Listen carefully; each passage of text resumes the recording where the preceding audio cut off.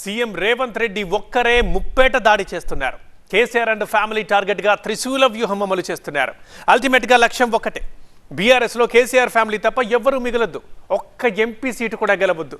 దానికి తోడు ఆ ఫ్యామిలీపై అవినీతి ముద్ర వేయాలి. అయితే ఈ త్రిశూల వ్యూహం అమలు సరే, కానీ ఫలిస్తుందా అసలు?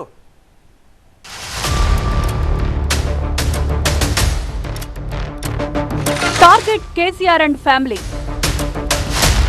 ఒక్కడే మూకుమ్మడి దాడి, త్రిశూల వ్యూహంతో అటాక్, రాజకీయంగా దెబ్బతీయడమే లక్ష్యం. రేవంత్ రెడ్డి అనుకోకుండా ముఖ్యమంత్రి అవ్వలేదు.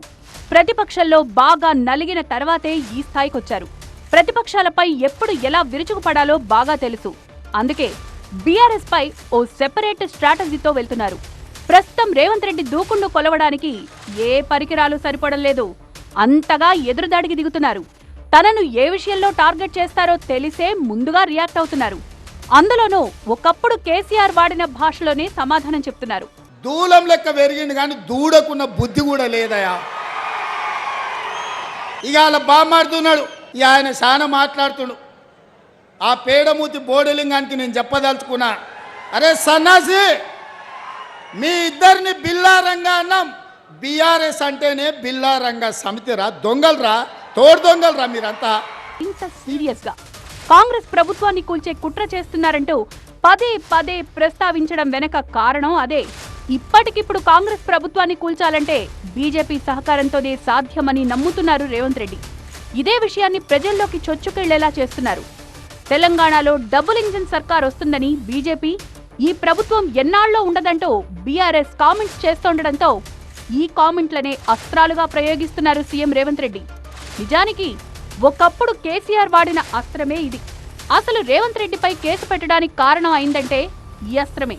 తన ప్రభుత్వాన్ని అస్థిరపరచడానికి ప్రయత్నం జరిగిందని ఓటుకు నోటు కేసును చాలా బలంగా తీసుకెళ్లారు అప్పట్లో కేసీఆర్.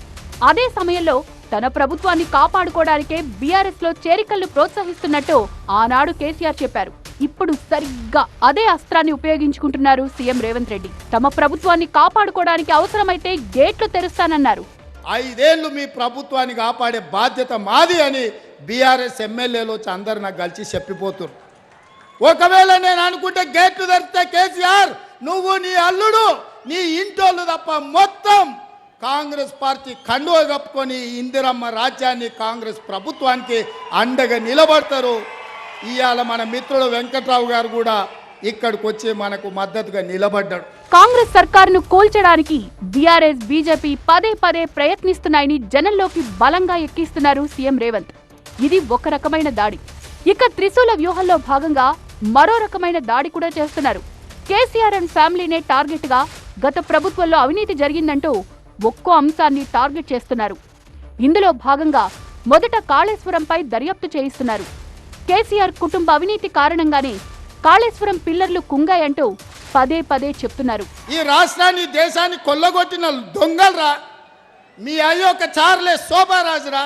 ఈ రాష్ట్రాన్ని, దేశాన్ని అంతర్జాతీయ స్థాయిలో పరువు తీసి కాళేశ్వరాన్ని కూలగొట్టి మేడిగడ్డ మేడిపండై అన్నారం ఇవాళ పగిలిపోయి సుందిళ్ళ సంకనాకడానికి పోయిందిరా మీ పాపాల పన్నెమే.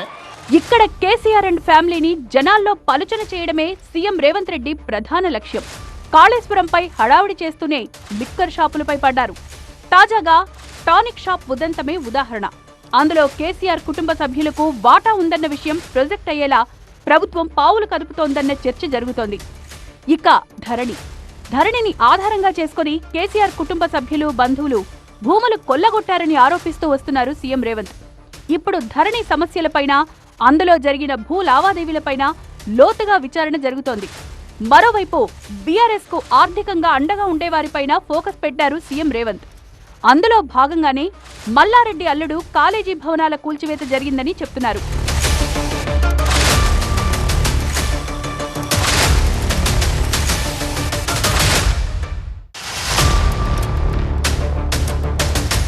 జాగ్రత్తగా గమనిస్తే బీఆర్ఎస్ ఎమ్మెల్యేలు గాని, ఆ పార్టీ నేతలు గాని పెద్దగా టార్గెట్ చేయడం లేదు సీఎం రేవంత్. టార్గెట్ కేవలం కేసీఆర్ అండ్ ఫ్యామిలీ మాత్రమే. రాబోయే రోజుల్లో బీఆర్ఎస్ ఎమ్మెల్యేలను పార్టీలో చేర్చుకునే ఉద్దేశం ఉంది కాబోలు వాళ్లను పెద్దగా విమర్శించడం లేదు. కేవలం కేసీఆర్ ఫ్యామిలీని మాత్రమే ఒంటరి చేసే వ్యూహం కనిపిస్తోంది.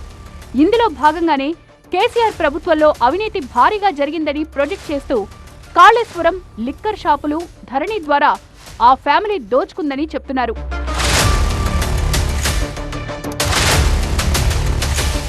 వచ్చే లోక్సభ ఎన్నికల్లో బీఆర్ఎస్ కు ఒక్క సీటు కూడా రాకూడదంటే ఆ పార్టీని ఖాళీ చేయడం ఒక్కటే దారి. త్రిశూల వ్యూహంలో ఇది మూడో రకమైన ఎదురుదాడి. ఆ దిశగా ఇప్పటికే అడుగులు పడుతున్నాయి కూడా. 17 మంది ఎమ్మెల్యేలు సీఎం రేవంత్ రెడ్డితో టచ్లో ఉన్నారని చెప్తున్నారు.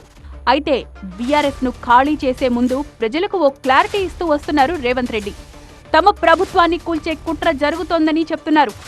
బీఆర్ఎస్ కు బీజేపీతో అవగాహన ఉందన్న విషయాన్ని చాలా బలంగా ప్రజల్లోకి తీసుకువెళ్తున్నారు.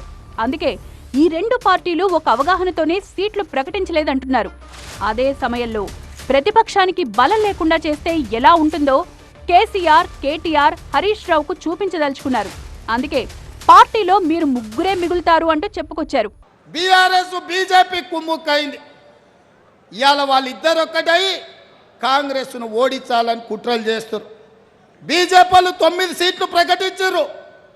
బీఆర్ఎస్ వాళ్ళు ఆ సీట్లలో అభ్యర్థులను ఎవరిని ప్రకటిస్తలేరు. ఎందుకంటే వాళ్ళు పోయి ప్రచారం చేసుకోవాలి. బీఆర్ఎస్ వాడు కూడా 4 సీట్లు ప్రకటించాడు.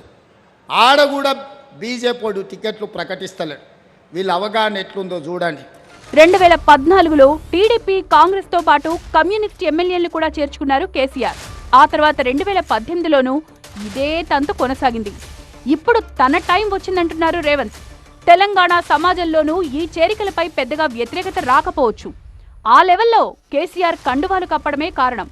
ఇప్పుడు అదే అస్త్రాన్ని ఉపయోగించబోతున్నారు. ఓవరాల్ గా బీఆర్ఎస్, బీజేపీ ఒక్కటే అంటూ రాజకీయంగా దెబ్బతీయడం, అవినీతి ఆరోపణలు చేయడం, కేసీఆర్ ఫ్యామిలీని ఒంటరి చేసి బీఆర్ఎస్ ను ఖాళీ చేయడం, ఈ త్రిశూల వ్యూహాన్ని అమలు చేస్తున్నారు సీఎం రేవంత్ రెడ్డి.